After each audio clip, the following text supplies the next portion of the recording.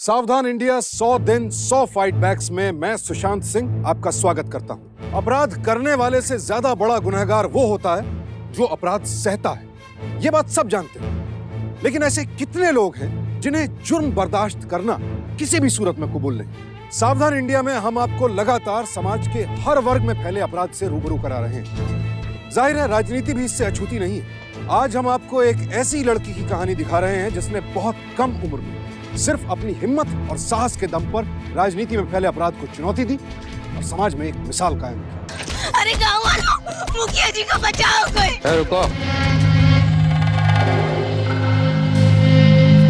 क्यों सदानंद?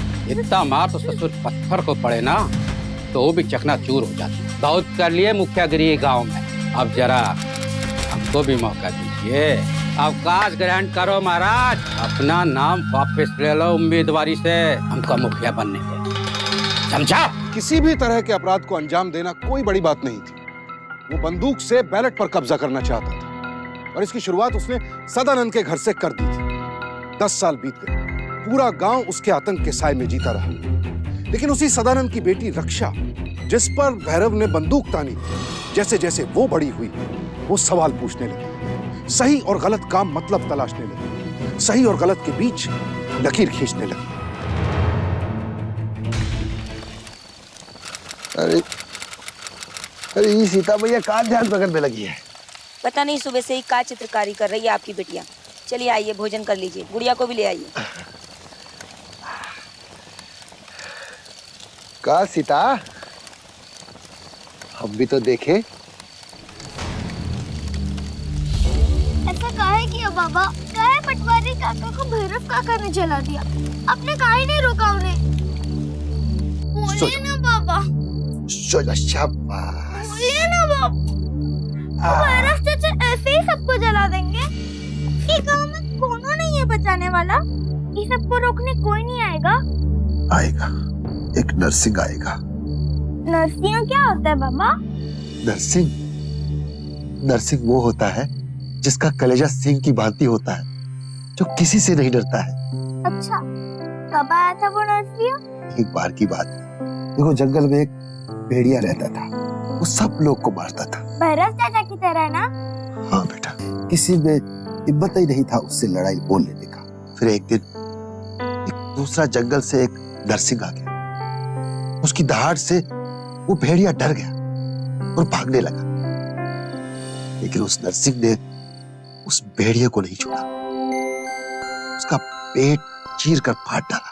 हमारे गांव में नरसिंह कब आएगा?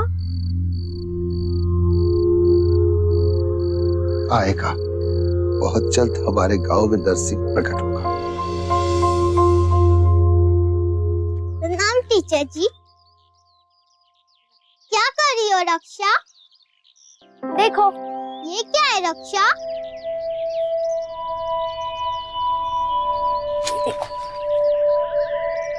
ये नरसिंह है और ये भेड़िया। एक दिन नरसिंह हमारे गांव में आएगा और सारे बुरे लोगों को खत्म कर देगा। चल हर्षवती, हमारी जगह है। वहाँ पीछे जाके बैठ जाओ ना, कितनी जगह है। हम पहले आए हैं।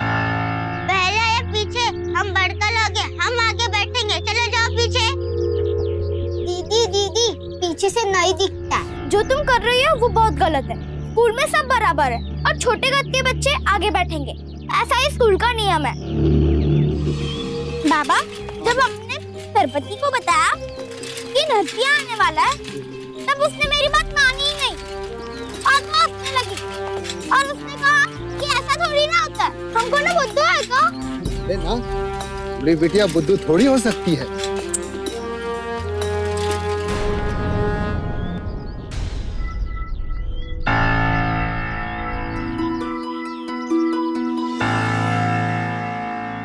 की करी शेख, सब क्या हो रहा है? कौन है आप? अरे हम ये जमीन के मालिक हैं। उनसे बात कीजिए।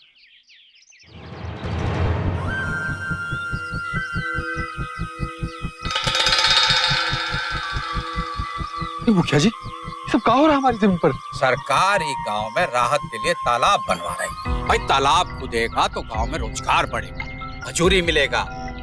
और बारिश का पानी तालाब में आएगा तो गांव के ही काम आएगा ना। अरे लेकिन मुखिया जी, यहाँ तालाब कैसे खुदेगा? ये जगह तो ऊंचाई पे है, यहाँ पानी कैसे टिकेगा मुखिया जी? अरे सरकारी काम है, कर रहे हैं बेचारे। लेकिन हमसे बिना पूछे। सदानंद भाई, सरकार को कोनों से पूछने का जरूरत है? और फिर मुआवजा तो मिल रहा है ना तुमको, पूरा 10,000। अरे लाखों की जमीन है ये, और हमको बेचनी भी नहीं है। खरीद नहीं रही है सरकार, अधिग्रहण कर रही है। हम अपना जमीन पर किसी को पांव धरने नहीं देंगे। नहीं नहीं नहीं नहीं नहीं, हम इस जमीन पर आपको कुछ करने नहीं देंगे। देखिए, ये हमारी जमीन है। अरे भैरव सिंह, क्या है ये सब? देखिए, आप सरकारी मामले में हस्तक्षेप नहीं कर सकते, रुकावट नहीं डाल सकते। अरे हटाइए। अरे नहीं नहीं, अरे भैरव जी, ये नाइंसाफी है।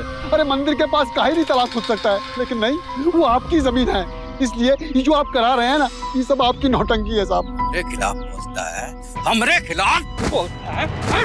चलो रे, करो सब काम शुरू। कुछ नहीं बचा।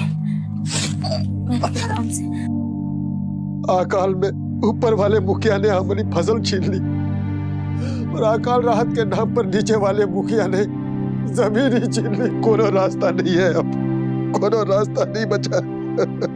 एक रास्ता है बाबा, चलो हम चलकर नरसिंह को ढूंढते। यही आसपास कोई गांव में होगा, मिल जाएगा। फिर हम उसे घर ले आएंगे और भैरव चाचा को पकड़वा देंगे। चलो बाबा, चलते हैं। नहीं आएगा कोई नरसिंह। आएगा बाबा, आप ही तो गए थे। झूठ बोले थे हम, तुमको बहलाने के लिए हम झूठ बोले थे। कोई नरसिंह नहीं आएगा। नैतिक, अनैतिक और उचित अनुचित के बीच का फर्क समझाने के लिए पौराणिक कहानियों और पात्रों का सहारा लेना समझ में आता है। लेकिन यह कहां की समझदारी है कि आप बच्चों को यह झूठा दिलासा दें कि हम तो हाथ पर हाथ धरे बैठे रहेंगे, अचानक बाहर से कोई अवतार आएगा और हमारी सारी परेशानियां, सारे दुख यूं दूर हो जाएंगे। ना आकाश से कोई आएगा, ना ही पाताल से। जो नरसिंह हमारे हृदय को चीर कर बाहर निकलेगा, वही हमारे दुखों का हरण करेगा। आज अपने पिता को यूं बिलखते देखकर रक्षा को यह बात समझ में आ गई थी। उधर गांव की हालत बद से बदतर होती जा रही थी और भैरव झा का आतंक लगातार बढ़ रहा था। अरे काकी देखो, नया ट्रैक्टर लेकर आए। अरे काकी हटो हटो। ट्रैक्टर आ गया भाई, ट्रैक्टर आ गया। हमारे गांव में ट्रैक्टर आ गया भाई। अरे भाई देखो, ट्रैक्टर आया है हमारे गांव में, जल्दी आओ। अरे वाह वाह बिटिया, तुम नया ट्रैक्टर ले ही आई। और नहीं तो कहा था ना हमने कि हम नया ट्रैक्टर लेकर आएंगे, तो लेकर आ गए। चलो हटो हटो हटो हटो। अरे माई, पूजा की थाली लेकर आओ। अरे बिटिया, कोनो गड़बड़ तो नहीं होगा? अरे नहीं काका, कोई गड़बड़ नहीं होगी। और किसने कहा आप सबसे कि नया ट्रैक्टर लेने से गड़बड़ होता है? ऐसा कोनो बात नहीं है, ये सब फालतू की बातें हैं। जल्दी लाओ। पता है ना आपको, 5 लोगों के खेतों की गारंटी पर मिला है ये ट्रैक्टर। अब आप ही लोग बताइए, भैरव मुखिया को हमें साल का कितना ब्याज देना पड़ता है? 33%। और ई मिला है हमें सिर्फ 8% पर। और सबसे बड़ी बात माई ई है कि 5 दिन का काम सिर्फ 1 दिन में होगा और बैलों के झंझट से भी छुट्टी। और तो और हमें अपने गांव से कोई भी सामान शहर ले जाने में कोई परेशानी नहीं होगी। तो है ना खुशखबरी? 22 साल की उम्र में हमारी चाची बन गई हो।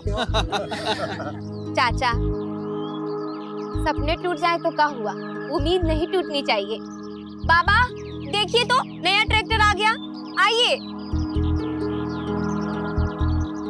पर बिटिया, कर्ज का क्या होगा? सब चुक जाएगा चाचा, आप इतनी चिंता क्यों करते हैं? अरे ये कोई भैरव मुखिया का कर्जा थोड़ी है कि सालों साल चुकाओ और सूद तक नहीं चुकता। अरे 3 साल के अंदर सारा कर्जा उतर जाएगा और फिर जमीन भी अपना और ये ट्रैक्टर भी हमारी। चलिए अब मंदिर में चल के इसकी पूजा करते हैं।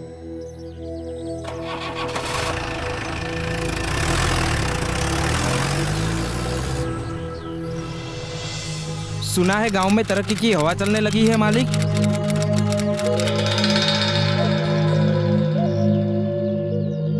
हम अभी हवा छोड़े कहाँ हैं?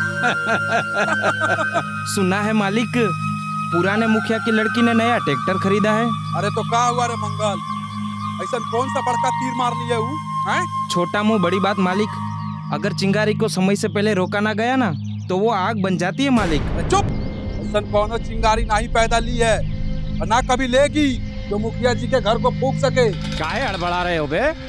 गांव में तरक्की का हवा चला है ना, हम भी तो देखें कौन सा ट्रैक्टर आया है गांव में। हाँ, अब तो कंपटीशन हो गया है ना, अब तो नया ट्रैक्टर लाना ही पड़ेगा बाबूजी।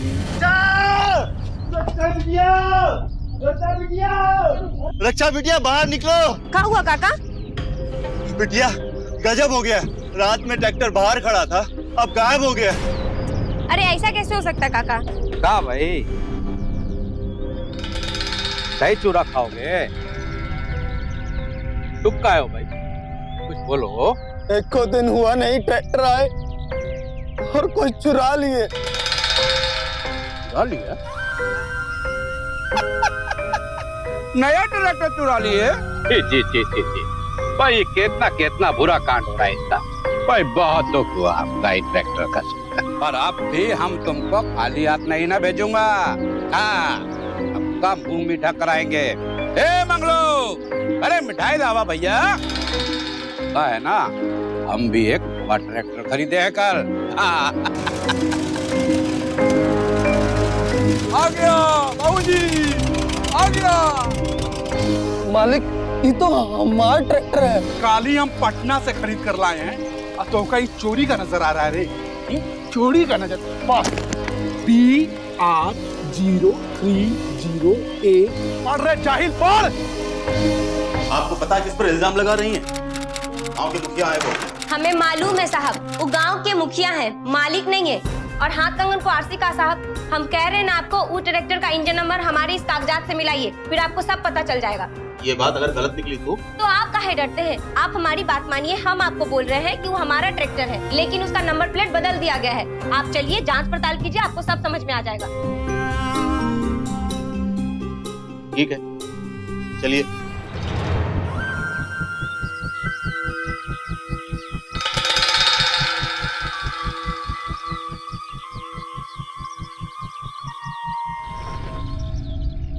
नमस्कार मुखिया जी।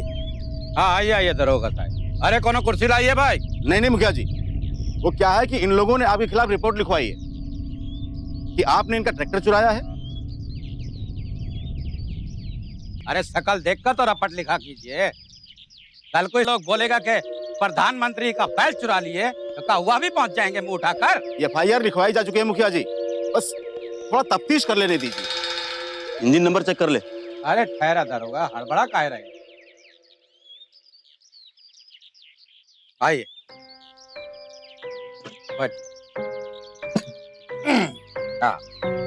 क्या है मुखिया जी, अगर इंजन नंबर इनके कागजातों से ना मिले तो दूध का दूध पानी का पानी हो जाएगा। नंबर वही है जो पेपरों में लिखा है। मतलब आप मानते हैं कि ट्रैक्टर इनका है? अरे इनका कहा भाई, सेल डीड है हमारे पास। हम ये ट्रैक्टर सेकंड हैंड खरीदे हैं। आज पेपर देने का बात था। ये ऐसे काहे बात कर रहे हैं? ये झूठ बोल रहे हैं साहब, हम काहे बेचेंगे अपना नया ट्रैक्टर? तो क्या हम झूठ बोल रहे हैं? ए बिटवा, जरा सेल लेटर तो लाइए। जी बाबूजी। ये लोगों को हम चोर नजर आ रहे हैं ना? ये रहा ट्रैक्टर का पेपर और ये रहा सेल पेपर। आप भी पढ़िए और इस अनपढ़ जाहिल को भी पढ़ाइए। पढ़ तू भी। पेपर तो सही है, इस पर तुम्हारा नाम लिखा हुआ है और नीचे अंगूठा है। लेकिन साहब, हम अंगूठे का निशान काहे लगाएंगे? हम पढ़े लिखे हैं, ये हमारे अंगूठे का निशान नहीं है। अंगूठा का निशान इसी का है इंस्पेक्टर, चाहे तो चेक कर लीजिए। पर हाँ दरोगा बाबू, हमारी शिकायत पर इसको गिरफ्तार कीजिए। हमरे साथ धोखाधड़ी और 420 करने के जुर्म में। हवलदार, ले चलो इन्हें थाने। लेकिन साहब हमारी बात मानिए, वो हमारा ट्रैक्टर है, सब झूठ ले चलो। बोल रहे हैं। अरे हमारा ट्रैक्टर है वो, हमारी बात मानिए आप लोग, हमारा ट्रैक्टर है। हमारी बेटी को माफ कर दीजिए मुखिया जी, हमारी बेटी को माफ कर दीजिए, उसे छुड़ा दीजिए बाबू जी। तेरी बेटी भी अगर तेरी तरह गर्दन झुकाना सीख जाती ना तो ये नौबत ही ना आती। पर उस पर तो भूत चढ़ाया ना नेता बनने का, उकसा रही थी पूरे गांव को हमरे खिलाफ। अब जिंदगी भर जेल में सड़ेगी, चक्की पीसेगी चक्की। आप अपनी बेटी को छुड़वा दीजिए, हम उसे कहीं दूर भेज देंगे। हम अपना घर गिरवी रखकर बैंक का कर्जा उतारने का इंतजाम कर दिए हैं। आप ये ट्रैक्टर रख लीजिए, बस अपनी बेटी को छुड़वा दीजिए। ठीक है, लेकिन समझा देना होगा कि बेटी बनकर रहे, हमारा बाप बनने का कोशिश किया ना तो ये बार हम बख्शेंगे नहीं। चल बाहर निकाल जल्दी।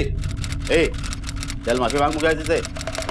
तेरे खिलाफ रिपोर्ट वापस ले लिया है और तू इसी पर इल्जाम लगा रही थी। कल ही हो हमारे बाबा से हमारी रिहाई के बदले। इतना मार पिटाई के बाद भी तोरा अकड़ नहीं गए है? पर तू है बहुत समझता। तुमरा एक जान के पीछे 3-3 बार हमारे साथ सौदा किया और हम तुमरा एक जान के पीछे उसका मुखियाई छीन ली। दूसर बार तोरा जमीन और ये बात तुमरा ट्रैक्टर। लेके जाएगा। आज हमारे बाबा हमारी नजर में जितना उठे हैं ना तुम उतना ही गिर गए हो। और ये मत सोचना कि इतना सब कुछ होने के बाद हम तुम्हारा विरोध छोड़ देंगे। बहुत बढ़िया, बहुत बढ़िया। ये आग एक रोज तोहरे बाप के दिल में भी थी, आज से जमाना पहले।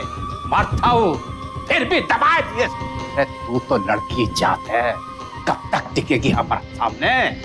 एक लड़की ये आग तुमरे घर के चूल्हा में होनी चाहिए, तुमरे अंदर नहीं, समझी?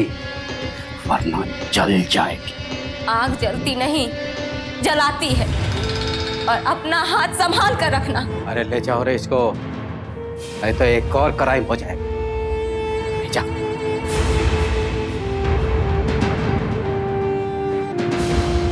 अरे समझती काहे नहीं है ये? देख रक्षा, इस बार तो हम तुझे बचा लिए हैं, लेकिन अगली बार हम कुछ नहीं कर पाएंगे, समझे? आपके पास बचा ही काहे गिरवी रखने के लिए? हर बार मुखिया आपको धमकाता है और आप धमक जाते हैं। आप भी काहे भूल जाते हैं बाबा कि वो हमारे गांव का मुखिया है, मालिक नहीं है, भगवान नहीं है जो हम उसके आगे सर आंख झुकाते रहेंगे। सरकार ने उसे हमारे लिए रखा है बाबा, हमसे ऊपर नहीं रखा है जो हम उसका जुल्म सहते रहेंगे। अब हम उसका जुल्म कभी नहीं सहेंगे बाबा, कभी नहीं सहेंगे।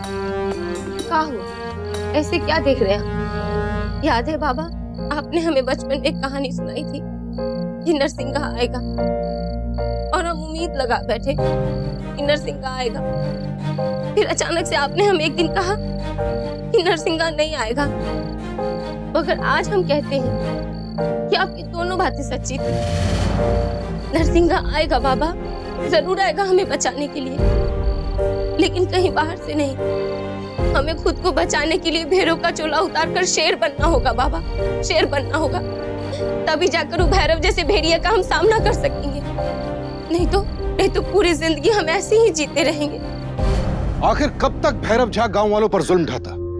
जुल्म करने और सहने की भी एक सीमा होती है, और भैरव झा वो सीमा लांघ चुका था। इस बात का एहसास सब गांव वालों को था, लेकिन उसके खिलाफ खड़े होने की हिम्मत किसी में नहीं थी। लेकिन रक्षा औरों जैसी नहीं थी। उसने ठान लिया था कि वो भैरव झा जैसे राक्षस को करारा जवाब देकर रहेगी।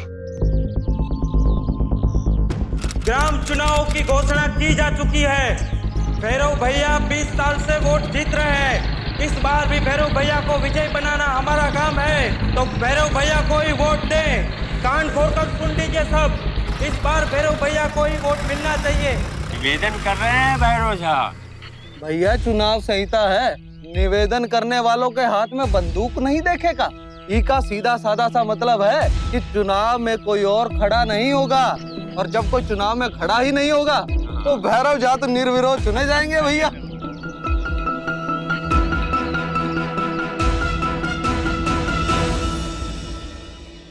इस पर साइन करिए। कहाँ है? पर्चा है मुखिया के चुनाव के लिए। आप चिंता मत कीजिए, आपको वही लोग जिताएंगे जिन्होंने पहले आपको मुखिया बनाया था। दिमाग खराब हो गया है, कोई वोट नहीं देगा हमको। बाबा, हमरे लिए आपने मुखिया ही छोड़ी थी ना, अब हम कहते हैं आपको कि आप हमारे लिए चुनाव लड़िए। देख बेटा, हम पर्चा भर भी देंगे ना तो भैरव आएगा और बंदूक तान देगा हमारे सर पे। बाबा, हम सामना करने के लिए तैयार हैं उसका। बंदूक का सामना करेगी खाली हाथ, मरना तो सबको है ना एक दिन, चाहे भूख से मरे चाहे महामारी से मरे। और अगर हम भूख और महामारी से मर जाते हैं तो उसको क्या नाम दोगे आप? जो बीज सूख जाए ना, उसको कितना भी सींचो, उसमें अंकुर नहीं फूटता है। 20 साल का समय बहुत होता है। हमको माफ कर दो बेटा, हम पहले भी तुम्हारा उम्मीद को तोड़े हैं, अब तुम्हारी उम्मीद को तोड़ रहे हैं। हम तुम्हारे नर्सिंग नहीं है, हम तुम्हारे नर्सिंग नहीं।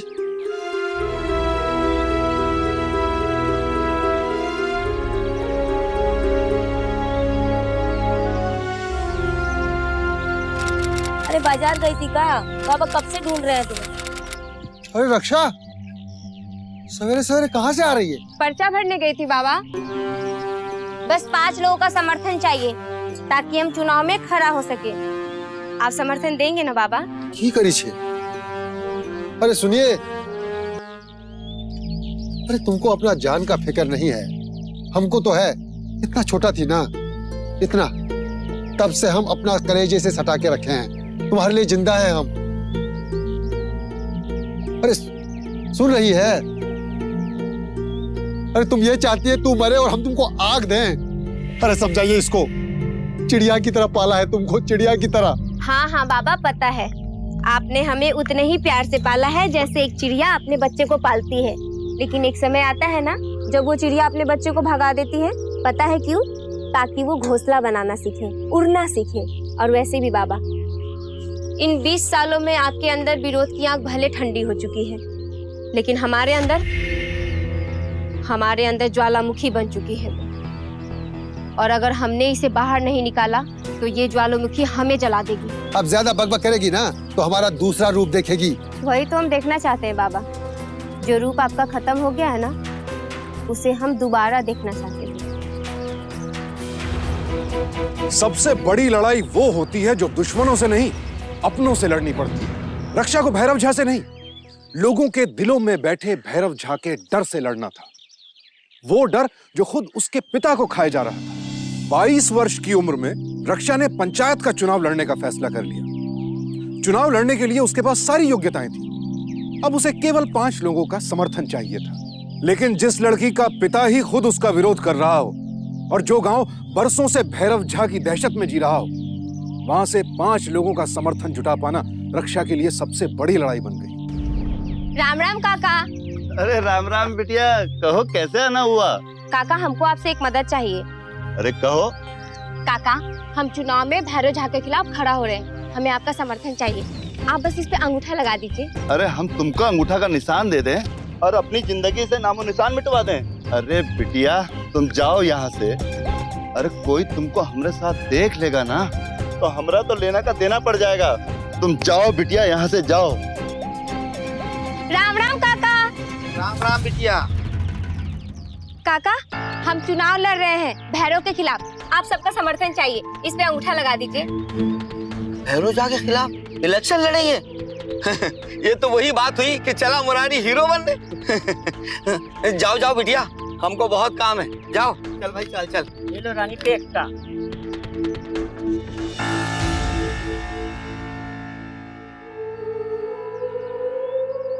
बोल रे मेरे साथी बोल, इस ढोलक पे कितने बोल, कब तक जुर्म सहोगे भैया, अब तो अपनी अखियां खोल, अखियां खोल, अखियां खोल। देखिए काका, आप लोग भैरव झा से मत डरिए, हम सब उसको ताकतवर बनाए हैं। हम सब चाहे ना तो उसकी ताकत ले सकते हैं। बस एक बार आप सब कोई हमारी बात को मानिए।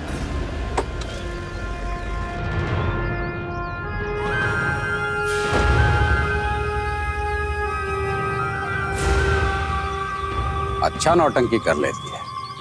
हमारा पोता के जन्मदिन पर आना खूब रंग जमेगा। चलो, यहाँ तो सब नौटंकी चल रहा है।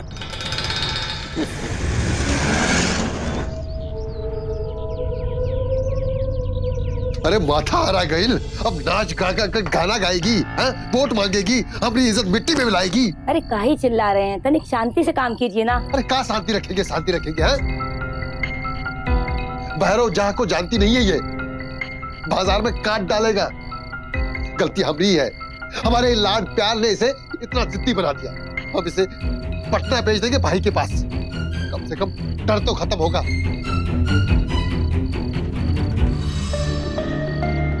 हमें कहीं भेज देने से आपका डर खत्म नहीं होगा। आपको इसी बात का डर है ना कि लोग हमें मार देंगे, तो लीजिए आप हमें मार दीजिए। कम से कम आपका डर तो हम खत्म कर पाएंगे। बाबा, या तो आप हमें मार दीजिए, नहीं तो हमारी लड़ाई हमें हमारे तरीके से लड़ने दीजिए। लीजिए।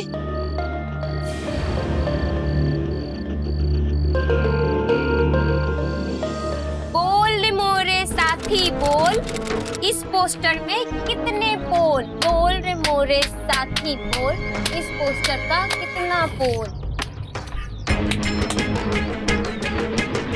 बिटिया, मुखिया जी के प्रचार के पोस्टर लगा रही हो। लगता है अकल ठिकाने पे आ गई तुम्हारी। अरे नहीं काका, हम ही पोस्टर सिर्फ इसलिए यहाँ लगा रहे हैं क्योंकि हमको पता है कि आप सब भी इसका उतना ही विरोध करते हैं जितना कि हम।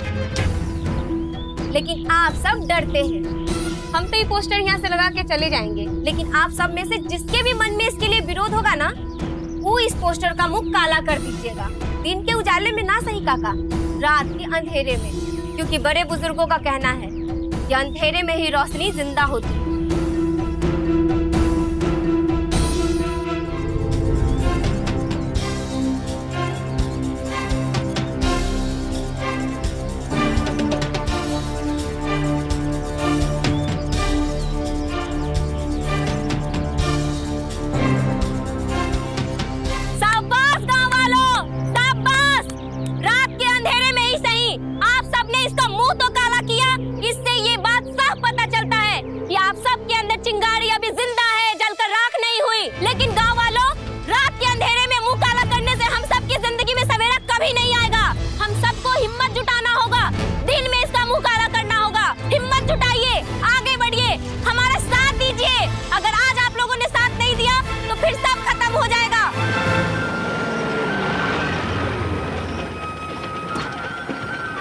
ही मेरे बाप के मुंह में करिखा लगाई रे, बाप के मुंह में कालिख लगाई रे।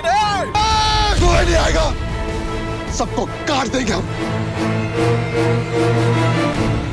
आज तक अपनी बेटी की जान के लिए हम सहते रहे, लेकिन आज तुम हमारा बेटी को मारे, इसके मुंह पे कालिख पोत कर तुम हमको आईना दिखाए। सही कहती थी ये, जो दबेगा उसको दबाओगे।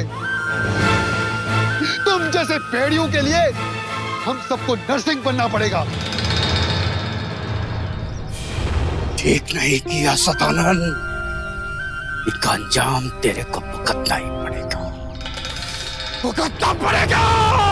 आज तेरी आंखों के सामने तेरी हार हो गई है। हम तो सिर्फ जूता मारे हैं ना, अब हमारी बिटिया तुमको लात मारकर तुम्हारी मुखिया की कुर्सी से हटाएगी, चुनाव में हराकर।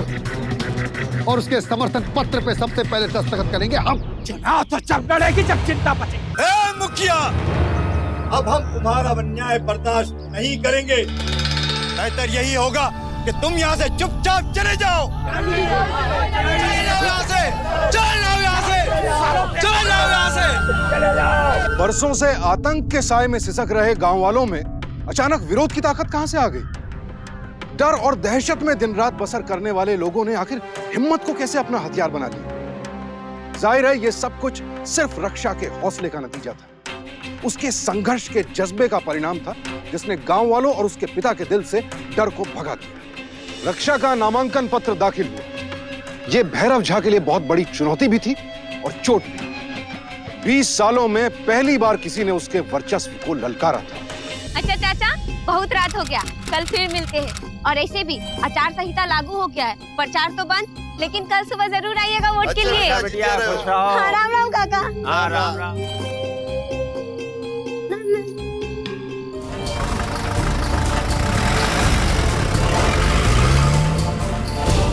सदानंद भैया, बिटिया का कुछ पता चला?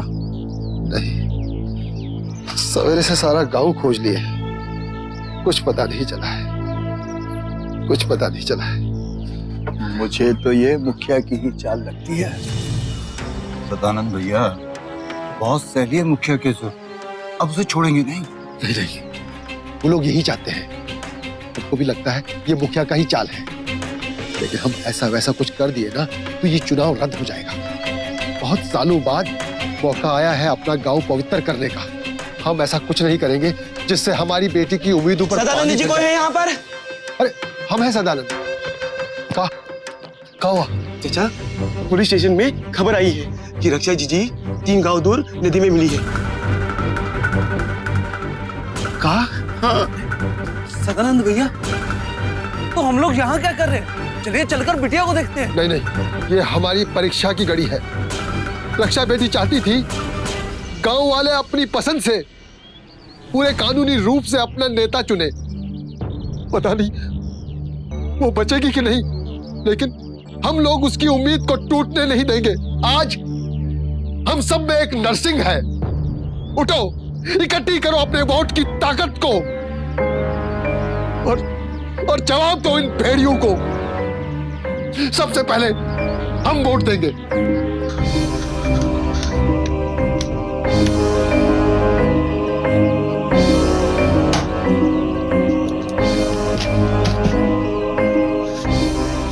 हम अपनी बेटी को संभालने जा रहे हैं, तुम लोग ये गांव को संभाल लो।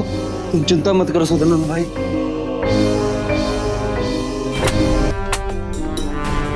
अजीब हालात है। कोई बुराई का विरोध करता है तो उसके दुश्मन उसे रास्ते से हटाने की हर मुमकिन कोशिश में लग जाते हैं। कोई आगे बढ़ता है तो पांव खींचने की मुहिम शुरू हो जाती है। कोई कुछ अच्छा करता है तो उसे बुरा साबित करने की कवायद शुरू हो जाती है। लेकिन इतने दुख दर्द के बावजूद रक्षा ने अपने अधिकारों की लड़ाई नहीं छोड़ी और यही वजह थी कि आज पूरा का पूरा गांव उसके साथ खड़ा हो गया। रक्षा बिटिया जिंदाबाद, रक्षा बिटिया जिंदाबाद। जिंदाबाद। प्रणाम बेटिया। नहीं बाबा, आप प्रणाम मत कीजिए, हमें आशीर्वाद दीजिए। जुग जुग जियो बेटा। सबसे पहले तो देरी से आए, इसके लिए आप सबसे माफी चाहते हैं। हम मुखिया बनने का शपथ भले ही हम आज ग्रहण कर रहे हैं, लेकिन हमने अपना काम उसी दिन शुरू कर दिया था जिस दिन हम चुनाव जीते थे। एक मुखिया का सबसे पहला काम होता है गांव की गंदगी साफ करना, और वही काम में हम लगे हुए थे, इसलिए देरी हो गया। लेकिन आज वो गंदगी को हम हमेशा हमेशा के लिए साफ कर देंगे। दरोगा जी, ये फाइल चेक कीजिए। इस फाइल में ग्राम सभा के साय में हो रहे सारे गड़बड़ी के कागजात और सबूत हैं।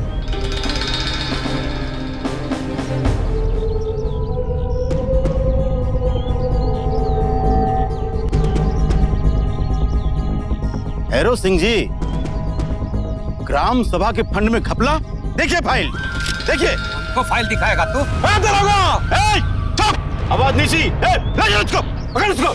सब लोग चले जाता है। चल चल जाना। इसको भी चल चल। रक्षा बिटिया जिंदाबाद। हमको छोटी मुखिया जिंदाबाद, छोटी मुखिया जिंदाबाद। छोटे नरसिंह की, छोटे नरसिंह की, छोटे नरसिंह की। रक्षा एक 22 साल की आम लड़की थी।